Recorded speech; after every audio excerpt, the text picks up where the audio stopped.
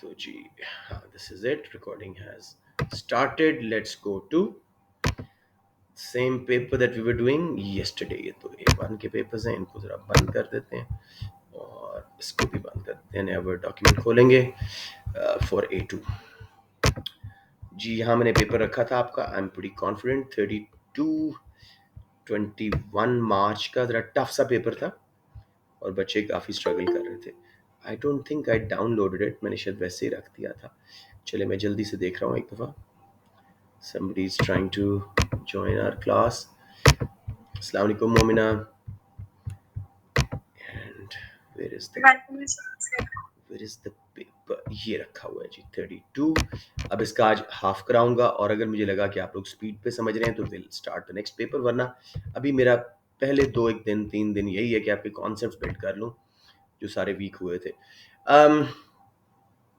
You guys want to do the questions we did yesterday? Just a quick reiteration. क्योंकि मैंने काफी काम करवाया था जो बच्चे मौजूद थे उनके साथ. या आप लोग वीडियो देख लोगे सारे? सर एक बार लाइव कर लें. ओके हमजा, तू कहता है कि मैं ही सारी एफर्ट करूं. Good boy. लेट्स स्टार्ट जी. Over time, the average total cost of a firm is lowered. Which form of efficiency does this represent? Over time का वर्ड ना होता और एवरेज कॉस्ट कम करने की बात होती है, प्रोडक्टिव होती. लेकिन क्योंकि ओवर टाइम की बात है यानी with research and development and stuff, इसका मतलब है ये डायनामिक एफिशिएंसी. अजर गुड टू सी यू बच्चे. अस्सलाम वालेकुम. सो डायनामिक एफिशिएंसी ऑप्शन 1 में जरा जल्दी से जो कल करवाए थे वो दोबारा दिखा रहा हूँ बच्चों को. Diagram shows private and social marginal cost and benefit curves for the antibiotics market. Market equilibrium is at point x. MPB और एमएससी का इक्विलिब्रियम है, एक्सटर्नल बेनिफिट्स में शामिल नहीं है. What does why does market failure occur? Because output कम बन रही है. So basically option C, under consumption and under pricing. अगर एक्सटर्नल बेनिफिट शामिल होते प्राइवेट में तो सोशल बेनिफिट पे हम जाते. P1 प्राइस भी ज्यादा होती, कंजम्पशन भी Q से Q1 ज्यादा होती. तो ये मार्केट फेलियर है. राइट. इसकी एक्सप्लेनेशन कल मैंने बहुत डिटेल में करवाई थी. Table shows result of a cost benefit analysis of construction of a new airport. Private cost दी हुई है, social दी हुई है, private benefits and social benefits. What is the total value in US dollar million of all externalities यानी positive and negatives, external cost and benefits created by construction of new airport? कैसे निकलेगा जी? Social cost दी हुई है, private दी हुई है, social में से private निकालो. $50 million एक्सटर्नल कॉस्ट है. सोशल बेनिफिट्स में से प्राइवेट बेनिफिट्स निकालें. 480 माइनस 440, 40 मिलियन एक्सटर्नल बेनिफिट्स हैं तो जमा होके 90 million. Option D. Clear? Hamza, Khizar जो आप नहीं थे कल, वलीद. जी सर. ओके जी, great. Let's move on to number 4. आसान क्वेश्चन था. Utility maximising consumer has a fixed income and can choose between good X and Y. Diagram shows her budget line in different consumption combinations F, G, H, J, K and L of product X and Y. Which consumption combination are currently available to her? जो जो उसके budget में आ रहे हैं. J, G, L, H. F and K उसकी budget line से बाहर हैं, so no ways he can afford them. Let me just quickly, she can afford them, sorry. Armin, good to see you after a while. Okay जी, कैसा हुआ था अरमीन P4?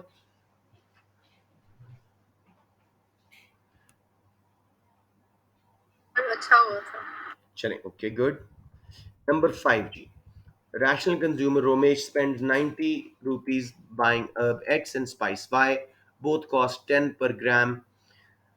दो goods हैं, utility का कॉन्सेप्ट है तो ये law of equi marginal utility यानी M U of Y over M U of X वाला formula. M U of Y over price of Y, price of Y, sorry M U of Y, M U of X and क्या बोल रहा हूँ, M U of X over price of X should be equal to M U of Y over price of Y. Anyways उसने 4 combination दिए, मैं straight सही वाले पे जा रहा हूँ. सी, नहीं सॉरी डी.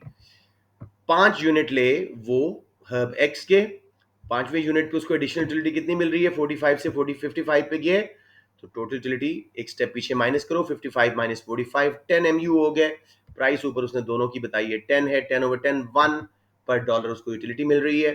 जबकि दूसरे के वो 4 ले रहा है, 4 में वो 25 से 35 पे गया है. इसका मतलब है 10 टोटल यूटिलिटी में से ऐड जब माइनस किया एक स्टेप पीछे, मार्जिन बन गई 10. 10 ओवर 10 1 इसी में बराबर हो रहा है. सबको क्लियर हो गया? ये कल वाला मैं रिपीट कर रहा हूँ, पिछली क्लास में अगर डिटेल्स चाहिए तो बहुत ज़्यादा है.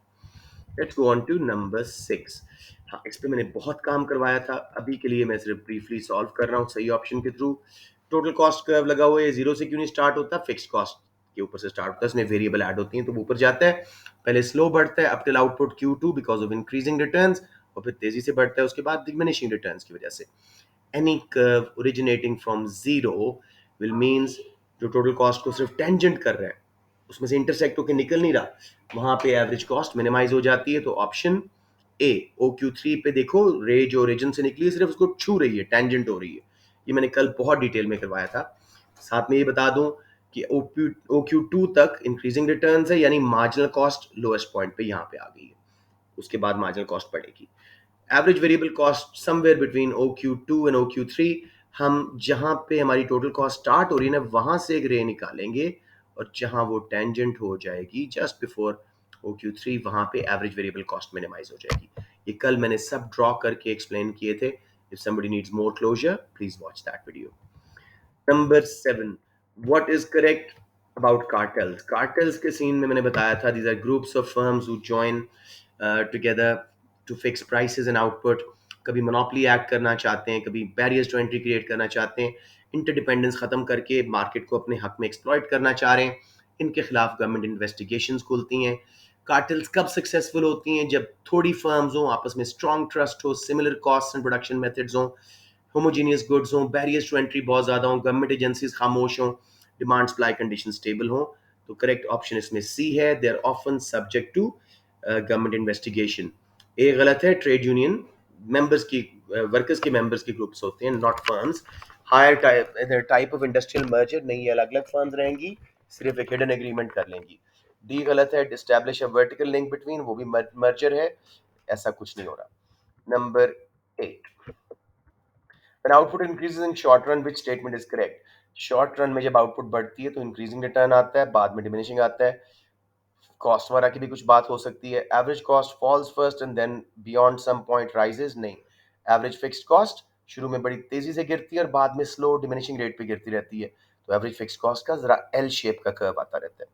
Average variable cost increases as soon as law of diminishing marginal returns begins to operate, नहीं। MC जब तक उसके लोएस्ट पॉइंट पे कट नहीं करता, डिमिनिशिंग रिटर्न्स आ चुका होता है, लेकिन average have a sustained fall and sustained rise, average variable cost still गिरती रहती हैं। तो ये भी गलत हो गया। Minimum point of average total cost curves at a greater level of output than the minimum point of average variable cost curve, C is correct। किसी को डिटेल चाहिए तो मैंने प्रॉपर वीडियो में समझाया हुआ है। राइट जी। नंबर 9, ये अच्छा क्वेश्चन था। लगते मुश्किल है, होते नहीं है अगर आप कॉन्सेप्ट सही रखें। Diagram shows a competitive industry facing, यानी परफेक्टली कंपटीशन वाली इंडस्ट्री है, facing constant marginal average cost curve. Marginal cost curve भी स्ट्रेट लाइन है, एवरेज कॉस्ट कर्व भी स्ट्रेट लाइन है उसके साथ ही। In equilibrium its output is QC and its price is OPC। देख लीजिए prices and output. Series of horizontal mergers, यानी एक ही इंडस्ट्री में जब फर्म्स मर्ज करती हैं, जैसे car maker with car maker, bakery with bakery, ship maker with ship maker, वो सीन।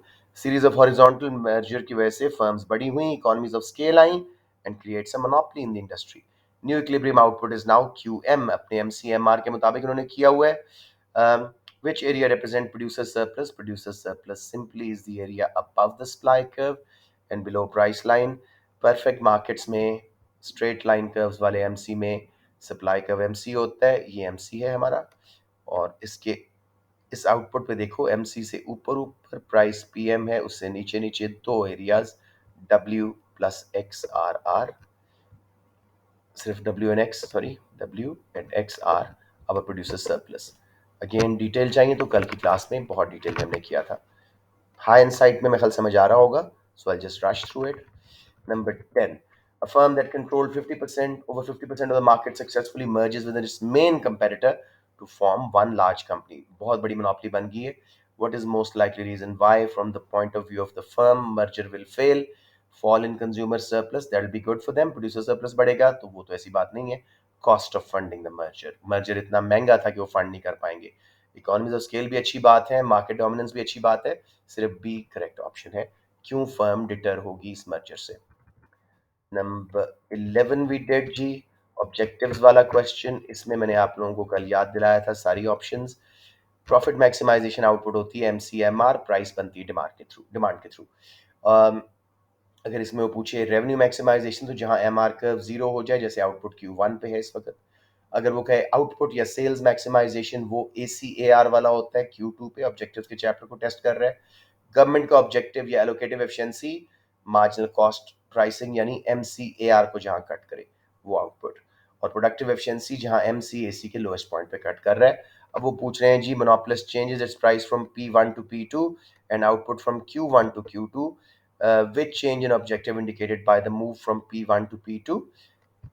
Q1 से Q2 हम गए, इसका क्या मतलब है?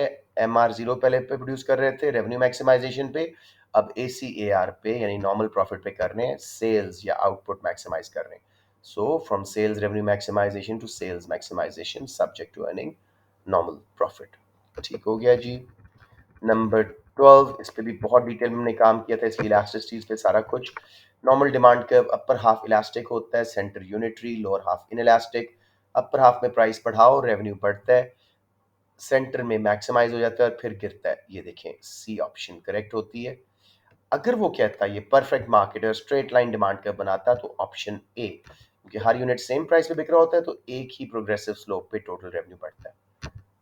इस केस में सी है, टोटल रेवेन्यू की नॉर्मल शेप ये होती है, पहले बढ़ता है फिर कम। जब तक ये बढ़ रहा है, अगर वो पूछे पीईडी कितनी है, तो elastic, upper half demand curve का इलास्टिक, सेंटर में ऑलवेज वन और सेंटर के बाद less than one. I hope you got it. ठीक है। वैसे वो कहे कि जी MR कितना होगा जब टोटल रेवेन्यू मैक्सिमाइज है, तो जब भी MR जीरो हो, टोटल रेवेन्यू मैक्सिमाइज, इकोनॉमिक्स में मार्जिनल जीरो हो, टोटल्स मैक्सिमाइज हो जाते हैं, चाहे प्रॉफिट हो, चाहे रेवेन्यू हो, चाहे प्रोडक्ट हो। A government attempting to achieve allocative efficiency in a nationalized industry, what will the government do? Allocative efficiency अभी पढ़ के आए हैं, जहां MC प्राइस के बराबर या ग्राफ में MCAR कर्व को कट कर रहा हो। अब अपने माइंड में देखो, ये आपका MC कर्व है, ये आपका AR कर्व है, ये आपकी आउटपुट बढ़ेगी और प्राइस Z होगी। So option D, it will set price Z and make a loss, क्योंकि इसमें एवरेज रेवेन्यू हमारा नीचे है, ये हमारा एवरेज रेवेन्यू है और एवरेज कॉस्ट इस आउटपुट पे ज्यादा है। समझ आ गया मेरे बेटे? जी प्राइस एंड लॉस। डिटेल्स कल की वीडियो में देख लेना। 14 बहुत आसान क्वेश्चन है। Diagram shows a sign beside the busy road. Road was recently cleared of 17 bags of litter. Cleaning litter puts lives at risk. What is an example of? ना ये फ्री गुड है, ना गवर्नमेंट रेगुलेशन लॉ नहीं है, ना merit good है, ये एक नज थ्योरी का एग्जांपल है। They trying to reinforce positive behaviour. और आखिरी क्वेश्चन हमने कल किया था ये, अब उसी स्पीड से स्लोली नेक्स्ट करेंगे। Recent research has shown that consumption of some foods might be harmful. A government committee considers how to intervene in the markets. Which intervention is most likely to reduce consumption of these foods without reducing income equality? सब policies ठीक होंगी, लेकिन income equality सी और D में गलत, क्योंकि indirect taxes regressive होते हैं, इनकम गैप्स बढ़ जाते हैं। मिनिमम प्राइस में भी अमीर अफोर्ड कर पाता है, गरीब नहीं, उसमें भी इनकम गैप्स बढ़ जाते हैं। B, subsidy for substitute food, उसमें गरीब सब्स्टिट्यूट फूड खरीद लेंगे और इनकम गैप्स कम हो जाएंगे, साथ में इस गुड की कंजम्पशन कम हो जाएगी जो हार्मफुल थी। Now let's start with 16। आज का काम, आज यहाँ डिटेल्स हम देखते हैं। In which circumstances is a poverty trap least likely to operate? कई बच्चों को पॉवर्टी ट्रैप का शायद नहीं पता होगा। ये एक वो इक्वालिटी वाले चैप्टर में छोटा सा एक टॉपिक है, तसल्ली से आपको समझाता हूँ। Poverty trap is when a worker who was previously on unemployment benefits, ठीक है, गवर्नमेंट बेनिफिट्स पे था, अब वो जॉब स्टार्ट करता है, तो मिनिमम वेज जो उसको मिल रही है वो इतनी करीब है अनएम्प्लॉयमेंट बेनिफिट्स के कि वो जो खर्चे ट्रैवलिंग वगैरह की मिला के, जैसे उसने जॉब स्टार्ट की, गवर्नमेंट ने अनएम्प्लॉयमेंट बेनिफिट निकाल दिए, वो गरीब का गरीब रहा। This causes disincentive to work. समझ आ रहा है? What is poverty trap? Unemployment benefits छूट जाते हैं आपके हाथ से जैसे ही आप जॉब स्टार्ट करते हो। अगर मिनिमम वेज उसके बहुत पास हो, तो वर्कर वैसे का वैसे गरीब ही रहता है, वो पुअर ही रहता है। इसको बोलते हैं पॉवर्टी ट्रैप। कॉन्सेप्ट समझ आ गया या नहीं, मुझे बताएं। सिर्फ पॉवर्टी ट्रैप का कॉन्सेप्ट। ओके। अब ऑप्शंस देखते हैं। Female worker is paid less than a male worker for doing the same job, ये तो डिस्क्रिमिनेशन है, ये गलत ऑप्शन है। Yes yes yes. Sir poverty cycle और पॉवर्टी ट्रैप एक ही चीज है ना? नहीं मेरे बेटा, poverty cycle is low incomes, ठीक है, लो प्रोडक्टिविटी, उसके रिजल्ट में लो ग्रोथ, फिर लो इनकम्स, वो डेवलपिंग कंट्रीज का ट्रैप है। पॉवर्टी ट्रैप सिंपली ये है कि आप पहले अनएम्प्लॉयमेंट बेनिफिट्स पे थे, आपने वो छोड़ के जॉब जब स्टार्ट की, जॉब से जो अर्निंग आ रही है वो आपको मिलना शुरू हुई, तो गवर्नमेंट ने अनएम्प्लॉयमेंट बेनिफिट्स वापस ले ली क्योंकि आप जॉब पे हैं, तो आप गरीब के गरीब रहे अगर मिनिमम वेज बहुत कम है। Getting the points totally different. Yes sir. Yes, okay, G. Second, G, if worker is paid the minimum wage and refuses a higher paid job because the net income is lower after tax. Worker is paid minimum wage तो already job पे था, तो ये बिल्कुल नहीं है. A worker refuses higher paid work as it means more expensive travel and childcare cost. ये possible है. An unemployment worker refuses job because earning are less than the unemployment benefits. This is poverty trap. D. Worker जो है वो एक job refuse कर रहा है क्योंकि उसको अनएम्प्लॉयमेंट बेनिफिट से ज्यादा पैसा मिल रहा है, वो पॉवर्टी ट्रैप में ही रह गया। या एक सेकंड, सी भी तो हो सकता है, सी हो सकता है। मार्जिन स्कीम में आंसर कुछ बोल रहे हैं। हाँ, मार्जिन स्कीम में आंसर ए है। एक मिनट, हो ही नहीं सकता मेरे बेटा, नॉट पॉसिबल। सर सी है। सी होना चाहिए मेरे बेटा, इल्सा नो वेज, वो तो वेज डिफरेंशियल है। अभी पॉवर्टी ट्रैप आपको समझाया ना, अनएम्प्लॉयमेंट बेनिफिट ले रहा था, जॉब स्टार्ट की, गवर्नमेंट ने वो वापस लिए, वो गरीब का गरीब रहा। इस केस में worker refuses higher paid work, क्यों? इट मींस ज्यादा travel and child care cost उसको पड़ रही है, तो वो पॉवर्टी गुर्बत का शिकार ही रहा। ठीक है मेरे बेटा, इल्सा ए तो बिल्कुल नहीं। फीमेल वर्कर्स का भी तो अप्लाई हो सकता है कि उन्हें पैसे मिल ही कम रहे हैं, अगर तो डिस्क्रिमिनेशन हो रही है तो सेम जॉब करने से। नहीं, उससे पॉवर्टी ट्रैप नहीं है ना। I you getting the point? Sir B क्यों नहीं हो सकता? अच्छा देखो, worker is paid the minimum wage and refuses the higher paid job because net income is lower after tax. Paid the minimum wage क्योंकि ऑलरेडी जॉब पे था ना बेटे। जब वो जॉब पे ना हो और जॉब स्टार्ट करे और बेनिफिट्स ले लिए जाएं, उसमें वो पॉवर्टी ट्रैप का शिकार होता है। Getting the point? Yes, sir. Yes, so C is the correct option. I know it's going to take a little bit more getting used to it. एक दो क्वेश्चन और करोगे इस तरह के, फिर समझ आएगा ये ज्यादा अच्छा। Number 17, what would be most likely to cause the demand for labor in industry to be inelastic? Labour की डिमांड inelastic क्यों होगी? या तो फाइनल गुड की डिमांड inelastic हो, या wages are a very small part of firm's cost, something like that. Let's see, पहला ही सही लग रहा है, labor costs are a small percentage of total cost. Demand for the product has price elasticity of demand that is greater than one, ये तो rejected है. Workforce belong to a strong trade union, inelastic नहीं होगी, इसमें supply कम हो जाएगी। There is a large pool of readily available labour, इसमें सप्लाई ज़्यादा हो जाएगी और इलास्टिक भी हो जाएगी। Labour cost are a small percentage of total cost. Workers इतने थोड़े रखे हुए हैं, कैपिटल इंटेंसिव बिजनेस है कि वो अगर वेज बढ़ा भी दें तो उनको फर्क नहीं पड़ता, तो labour demand will be inelastic. Clear मेरे बच्चों? ये जो हमने किया था ना, ट्रेड यूनियन कब स्ट्रांग होती है, उनकी बात मानी जाती है, कब उनकी बात नहीं मानी जाती है, थोड़ा सा उससे लिंक था। यस और नो? Sir yes. सर लेकिन उसमें एक पॉइंट ये भी था कि if trade union is a militant membership, यानी वो बहुत स्ट्रांग ट्रेड यूनियन है तब भी हो हाँ सकता बिल्कुल सही है, लेकिन इसमें डिमांड फॉर लेबर इनइलास्टिक होने की बात हो रही है। ठीक है, लेबर की Okay, डिमांड इनइलास्टिक कब होती है? जब फाइनल गुड की डिमांड इनइलास्टिक हो। ये लेबर कॉस्ट इतना थोड़ा हिस्सा है फर्म की टोटल कॉस्ट का कि उनको परवाह नहीं है कि वेज थोड़ी बढ़ भी जाए तो कोई मसला नहीं, वर्कर्स को रखे रहेंगे तो इनइलास्टिक डिमांड हो जाएगी। Getting the point? Yes sir. Yes, let's move. Sir अगर हम लोग ट्रेड यूनियंस का पार्ट है तो फिर वो हमें लाइक कंपनीज तो फिर भी ना निकालेगी, तो उस हिसाब से भी इलास्टिक डिमांड नहीं होगी। बात वो भी आपकी बिल्कुल ठीक है, लेकिन trade union is a supply factor, यहाँ डिमांड की इनइलास्टिसिटी की बात हो रही है। ट्रेड यूनियन का जरा याद रखो, जिन जो हमने परफेक्ट मार्केट में ग्राफ बनाते थे, जैसे ही मिनिमम वेज लगती थी ट्रेड यूनियन की तरफ से काफी वर्कर्स को निकाला जाता था कि डिमांड इलास्टिक होती थी, तो उससे डिमांड की इलास्टिसिटी पे फर्क नहीं पड़ेगा, वेज बढ़ाने के क्लेम में स्ट्रेंथ आ जाएगी। Are you getting the point? Yes.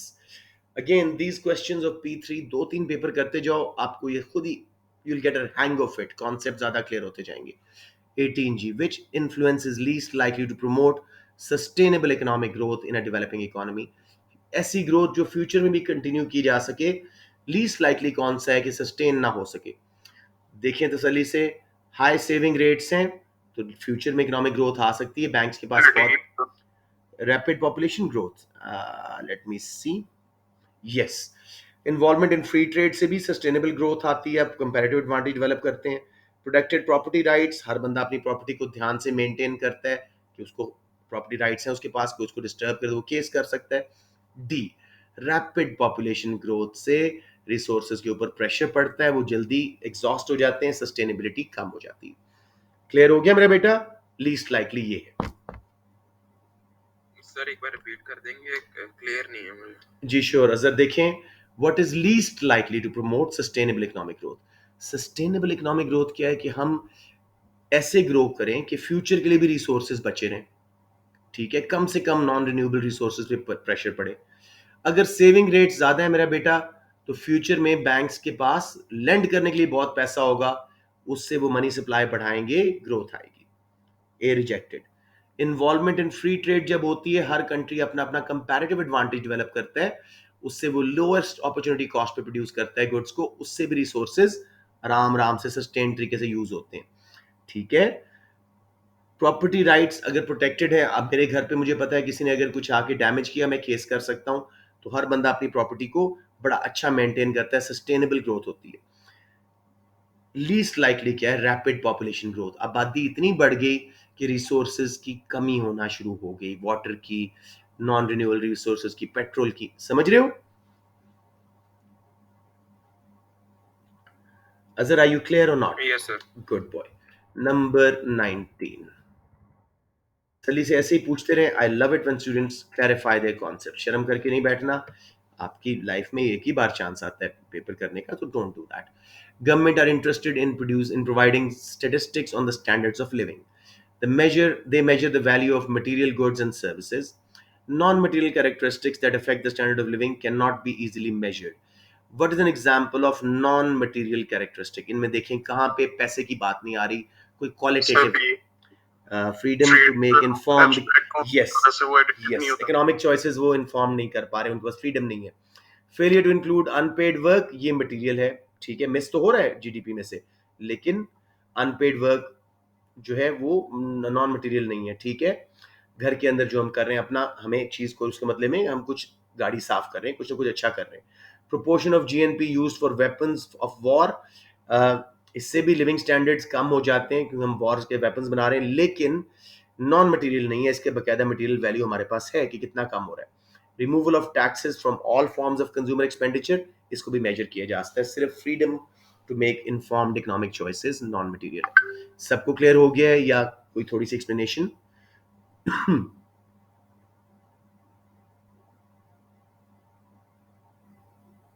Clear है sir. Good boy. Let's move on to 20। अच्छा, इसी बहाने लॉरेंस का, वैसे मैंने क्लास में इकट्ठे करवाने हैं, लॉरेंस, फिशर और क्या उसका नाम है, कुजनेट कर्व, ठीक है, क्योंकि ये हमेशा फिलिप्स कर्व, ये चारों बच्चों को कंफ्यूज करते हैं। Diagram shows Lawrence curve for a developed economy, ठीक है जी। लॉरेंस कर्व, बीच में जो डॉटेड लाइन है वो line of perfect income equality है। जितना लॉरेंस कर्व, ये जो सैगिंग लाइन है, दूर होता जाता है, उतनी unfair, unequal distribution of income. तो वाई वाला लॉरेंस कर्व फेयर डिस्ट्रीब्यूशन है, एक्स अनफेयर है, ज्यादा अनफेयर है। So which combination of supply side policies would shift Lorenz curve from X to Y, यानी ज्यादा फेयर डिस्ट्रीब्यूशन हो रही है। Top rate of income tax of course increase होना चाहिए, प्रोग्रेसिव होते हैं, इससे इनकम गैप्स कम होते हैं। एजुकेशन फ्री, करेक्ट, इससे गरीबों के बच्चे फ्री पढ़ जाएंगे तो इनकम गैप्स कम। नेशनल मिनिमम वेज बढ़ा दो, national minimum wage unskilled workers के लिए होता है, तो लोएस्ट पेड वर्कर्स की वेज बढ़ गई। ए ही करेक्ट है, बाकी देने की जरूरत नहीं है। समझ आ गया मेरे बच्चा? कोई कंफ्यूजन किसी को? No sir. Excellent. Let's move on to, just let me get a drink from the fridge. Just give me a minute.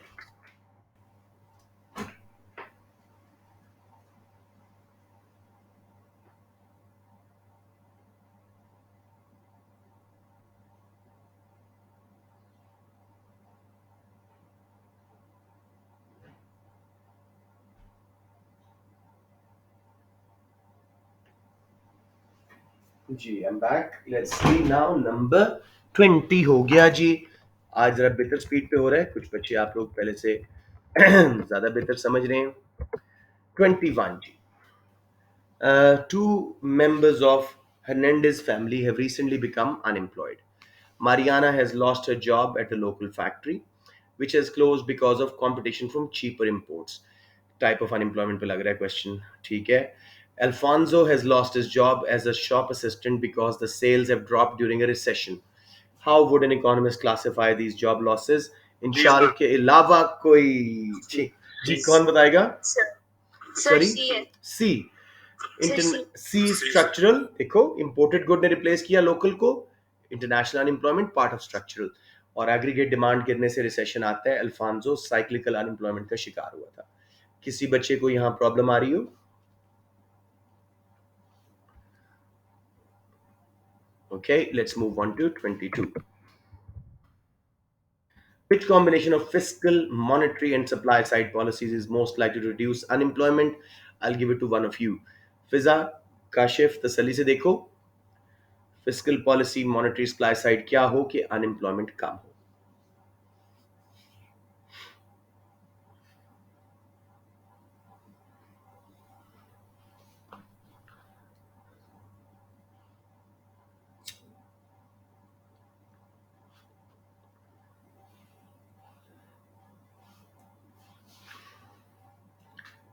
फिजा आप हैं क्लास में? Shall I wait?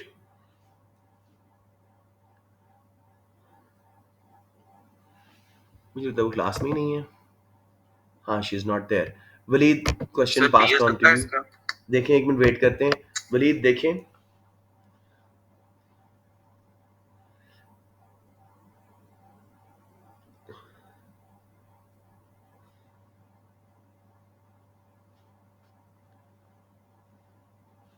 Waleed step by step चलो।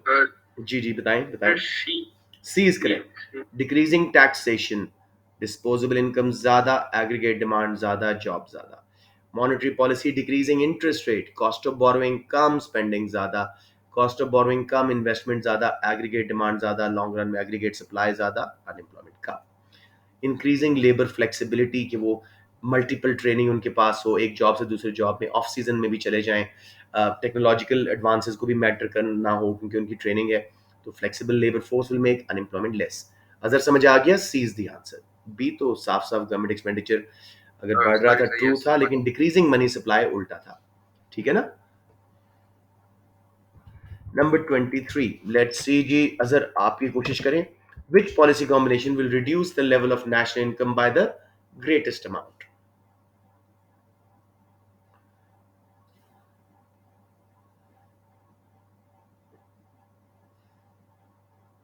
बहुत सिंपल क्वेश्चन है।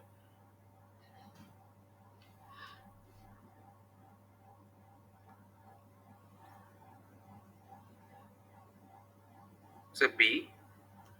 Decrease direct taxation expansionary policy है। Increase quantitative easing, government अपने bond वापस खरीद रही है, मनी सप्लाई बढ़ रही है, उसके रिजल्ट में इंटरेस्ट रेट गिर रहा है, ये भी एक्सपेंशनरी है। अगर आपको पॉलिसीज नहीं आ रही? सर ज्यादा स्ट्रांग नहीं है इतना फिर। अच्छा, आपने यस दिया नहीं, शुक्र है, ठीक है। रिवाइज कर लो बेटा बेटा जल्दी से। एक्सपेंशनरी पॉलिसीज इसमें सी है दोनों।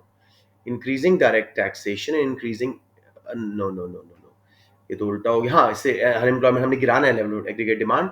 Contractionary policies, increasing direct taxation, income tax बढ़ा, एग्रीगेट डिमांड गिरी, डिस्पोजेबल इनकम गिरी, अनएम्प्लॉयमेंट बढ़ी, national income Giri. Increase interest rate, cost of borrowing बढ़ी, लोगों ने भी स्पेंडिंग कम की, फर्म्स में इन्वेस्टमेंट कम की, एग्रीगेट डिमांड के दो हिस्से डाउनवर्ड गए, डाउनवर्ड मल्टीप्लाई रहा है, नेशनल इनकम गिरी। सिर्फ सी करेक्ट था। क्वांटिटेटिव ईजिंग सबको आती है, when government buys back its bonds to increase money supply, वो बैंक्स में आ जाता है, बैंक मल्टीप्लायर लेंडिंग करते हैं, उससे इकोनॉमी में एक्सपेंशन आती है। साथ में मनी सप्लाई बढ़ने से केन्स की थ्योरी के मुताबिक, डिमांड फॉर मनी वाली थ्योरी जो थी, डिमांड सप्लाई वाली, Keynesian theory of interest rate determination, interest rate भी कम होता है, तो वो एक्सपेंशनरी है। अगर अब समझ आ गई बात, बहुत कॉमन, ये काफी दफा करवाया हुआ है आपको एएस में, तो यस सर समझ आ गई। गुड। एक बार प्लीज ये रिवाइज कर लो यूनिट पॉलिसीज वाला। नंबर 24, हाँ multiplier, I would like to do it तसल्ली से। आप लोगों को बड़ा आसान होता है, लगता है मुश्किल है क्योंकि यूनिट 3 पे मैं इतना फोकस नहीं करता, मेरे स्टूडेंट्स नॉर्मली इस पे थोड़ा सा स्ट्रगल करते हैं, राइट जी। सो लेट्स सी, क्वेश्चन है जी, in a closed economy means जो इंटरनेशनल ट्रेड नहीं करती, एक्स माइनस एम उसमें नहीं होता। अगर कहता नो गवर्नमेंट तो फिर टू सेक्टर बन जाती, हाउस होल्ड एंड फर्म्स, यानी कंजम्पशन इन्वेस्टमेंट खाली रह जाते उसमें और सेविंग रह जाती। Marginal propensity to save is 0.1। Marginal propensity to save क्या है? Fraction of additional income that is saved. हर एडिशनल डॉलर जो लोग कमा रहे हैं उसमें 0.1 यानी 10 सेंट सेव कर रहे हैं। एंड मार्जिनल प्रोपेंसिटी टू पे टैक्सेस, हर एडिशनल डॉलर का कितना टैक्स गवर्नमेंट ले रही है, वो भी 0.1 है। हर एडिशनल डॉलर कमाने पे आपको 10 सेंट्स देने पड़ रहे हैं। These values are constant and do not vary with the level of income. What will be the increase in national income if there is an injection of 100 million into the circular flow? मेरे बच्चों इसका formula लिख लो please. Simple by formula calculate होता है 1 divided by MPW, marginal propensity of withdrawals. Withdrawal, saving, taxes, और अगर open economy होती तो इंपोर्ट्स भी इसमें आ जाती, S plus T plus M। सो 1 ओवर MPW। एक और फॉर्मूला भी लिख लो इसका, 1 ओवर 1 माइनस MPC। MPC होती है marginal propensity to consume, additional dollar का कितना हम कंज्यूम करते हैं। बात वही है, जब MPC निकाल दोगे तो बाकी विड्रॉ हो गया ना, तो विड्रॉल्स निकालने के लिए वो फॉर्मूला यूज करते हैं। अगर हमें MPC दी होती है यहाँ पे, जैसे इस डॉलर में मैं आपसे पूछता हूँ, सेव हो रहा है 0.1, टैक्स में जा रहा है 0.1, तो बाकी कंज्यूम हो रहा है 1 माइनस 0.2, 0.8 बच जाएगा MPC। तो अगर हम 1 ओवर 1 माइनस MPC करते हैं, 1 ओवर 1 माइनस 0.8, तब भी आंसर 1 ओवर 0.25 आएगा। और इस केस में डायरेक्ट MPW से डिवाइड करें, 1 ओवर 0.1 प्लस 0.1 यानी 0.2, तो आंसर फिर भी 5 आएगा। 5 टाइम्स मल्टीप्लायर होगा एनी इंजेक्शन। 100 मिलियन का गवर्नमेंट ने इंजेक्शन दिया, नेशनल इनकम इंजेक्शन आया, 100 इंटू 5, 500 मिलियन से मल्टीप्लायर इफेक्ट आएगा हमारी इकोनॉमी के अंदर, ऑप्शन बी। किसी को समझ ना आया हो?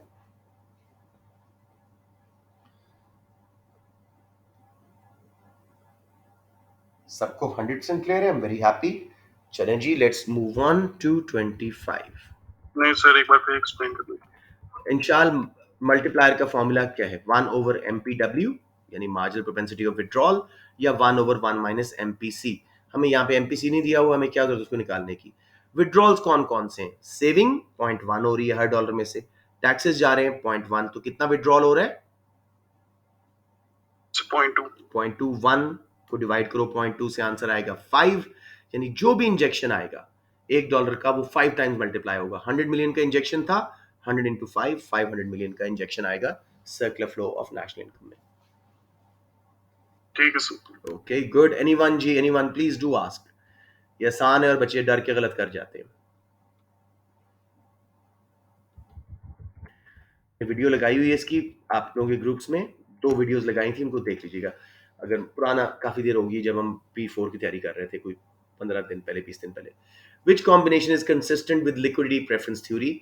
लिक्विडिटी प्रेफरेंस थ्योरी क्या कहती है? लोग 3 मोटिव्स के लिए पैसा, कैश, लिक्विड एसेट्स अपने पास रखते हैं।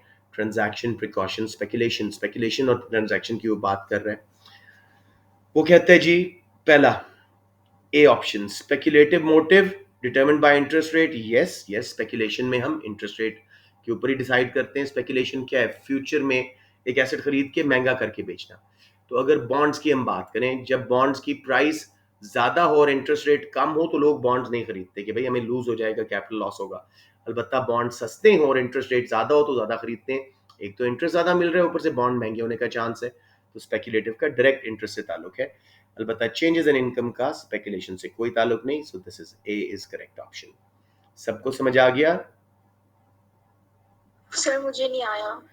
बेटे आपने रिवाइज किया हुआ है डिमांड फॉर मनी वाले जी सर। Money banking? फिर तो मसला नहीं होना चाहिए।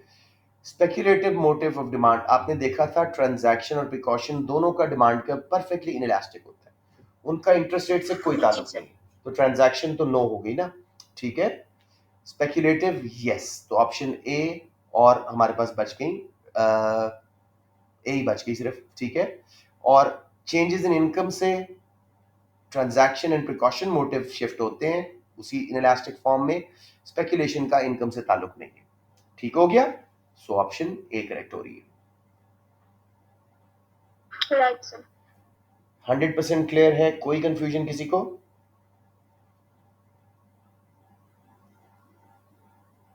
Okay, what is assumed by Keynesians? अब थोड़ा सा मैं आपको केन्स और क्या उसका नाम है, मॉनिटरिस्ट जो है, फ्राइडमैन वगैरह, इनकी हाँ शाबाश, इनकी थोड़ी सी आपको मैं थोड़ा सा अपोजिंग व्यूज बता रहा हूँ। केन्स इंग्लैंड से था, न्यू क्लासिकल स्कूल से। इसका व्यू था कि economy in its self unstable है और गवर्नमेंट इंटरवेंशन लाजमी चाहिए। He was the founder and you know जिसको वो काफ़ी प्रपोज करता था फिस्कल पॉलिसी को, टैक्सेशन एंड गवर्नमेंट स्पेंडिंग इसने बना के दी थी, बजट ऑफ द गवर्नमेंट, ठीक है। साथ में कहता था सबसे बड़ा जो ईवल है इकॉनमी वो अनएम्प्लॉयमेंट है और गवर्नमेंट को करना चाहिए इन्वॉल्व उसमें। साथ में ये कहता था कि इकॉनमी अपने full employment level of equilibrium से, यानी जहाँ पे लॉन्ग रन में एग्रीगेट सप्लाई होता है, उससे पीछे हमेशा होती है, अपने फुल एम्प्लॉयमेंट लेवल पे नहीं होती, ठीक है। गवर्नमेंट इंटरवेंशन के हक में है, फ्री मार्केट के खिलाफ है। फिस्कल पॉलिसी इसने बनाई थी, टैक्सेस एंड गवर्नमेंट स्पेंडिंग के डिसीजंस। साथ में केन साहब जो थे वो इस बात में मानते थे कि अनएम्प्लॉयमेंट सबसे बड़ी ईवल है और साथ में कहते थे कि फुल इक्विलिब्रियम लेवल पे हम नहीं होते, हमेशा उससे थोड़े पीछे या आगे भी हो सकते हैं।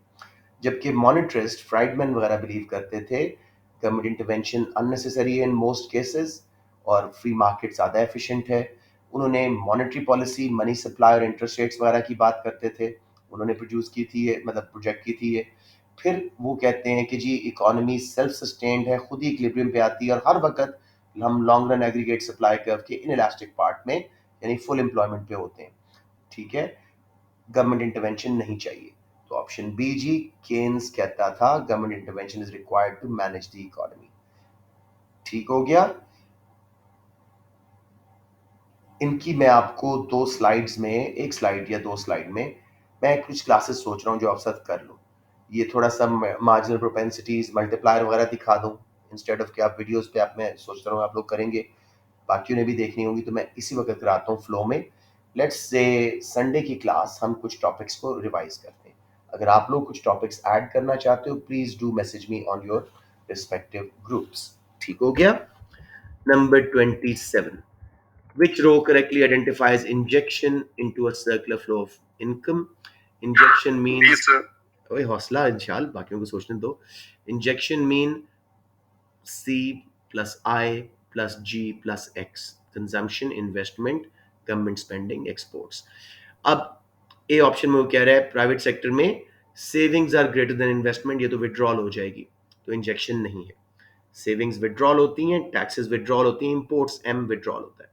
पब्लिक सेक्टर में taxes are greater than government spending, ये भी विड्रॉल है, इंजेक्शन नहीं है।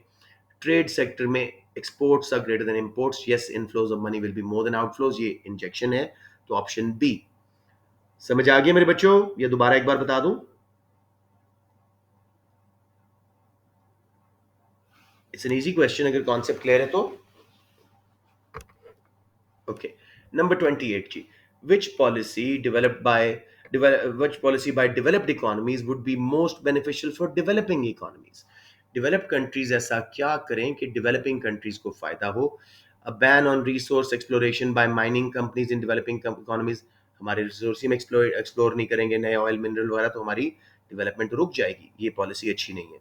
Restriction on investment by global firms in developing economies, multinationals को रोक दोगे हमारी ग्रोथ रुक जाएगी, ये भी गलत पॉलिसी है। Removal of restrictions on emigration of skilled labour from developing economies, possible. withdrawal of agricultural subsidies in developed economies, 100%। Developed countries अपने एग्रीकल्चर सेक्टर को सब्सिडाइज करते हैं, जिसकी वजह से हम जो कि प्राइमरी बेस्ड कंट्रीज हैं, इंटरनेशनल मार्केट में हम इतना अच्छा compete नहीं कर पाते। हालांकि हमारी फार्मिंग उनसे ज़्यादा एफिशिएंट है, लो प्राइस्ड है, लेकिन वही बात कि वो सब्सिडाइज कर देते हैं, तो हमारी सब्जियां, फ्रूट वगैरह जो कि अच्छी क्वालिटी हैं और लो प्राइस्ड हैं, वो उनसे भी सस्ता कर लेते हैं अपनी गुड्स को। तो इससे अगर वो करेंगे तो हमारी इकोनॉमी में तरक्कियां आएंगी। क्लियर द पॉइंट जी सबको? एमिग्रेशन वाला टू वे था। यस, एमिग्रेशन से हमारे मुल्क में पैसा आएगा जब वर्कर्स बाहर से कमाएंगे, लेकिन स्किल्ड लेबर हमारे मुल्क से चली जाएगी तो डेवलपमेंट रुक भी सकती है। क्लियर बच्चों? Cool, let's move on to 29। The natural rate of unemployment in economy is 5%. Natural rate of unemployment है क्या? जब cyclical unemployment ना हो, बाकी सारी natural हैं, frictional, structural, real wage या cyclic, sorry, real wage and classical, वो सारी natural है. सिर्फ cyclical यानी aggregate demand करने वाली recession वाली unemployment ना हो. Natural rate of unemployment 5% है. What will happen if a government persists in trying to achieve a target rate of unemployment of 3% by expansionary monetary policy? Phillips curve पे question है.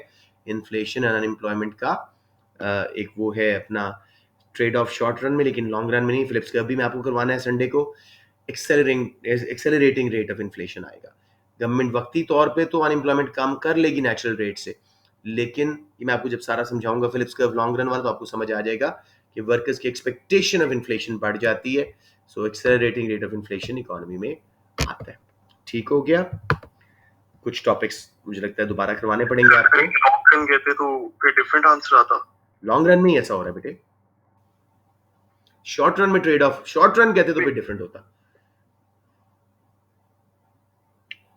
तो short run वाले में भी जब वो कम हो रही होती है अनएम्प्लॉयमेंट, शॉर्ट रन में अगर आप एक्सपेंशन लाते हो इकोनॉमी में तो अनएम्प्लॉयमेंट कम होती है, तो फिर तो बात ठीक होगी ना. 3% पे ले आएंगे, इन्फ्लेशन वक्ती तौर पे आएगी. दोनों केस में इन्फ्लेशन तो आएगी, लेकिन लॉन्ग रन में बार बार आती रहेगी. तो एक्सेलरेटिंग रेट इसलिए मैं कह रहा हूँ. ठीक है. वर्कर्स की हर दफा एक्सपेक्टेशन ऑफ इन्फ्लेशन बढ़ जाती है. What is a reflationary fiscal measure? Fiscal policy का रिफ्लेशनरी यानी जो इन्फ्लेशन कॉज करता है, कौन सा मेजर है? इंशाल के अलावा कोई बताएगा? एनीवन? सर ए.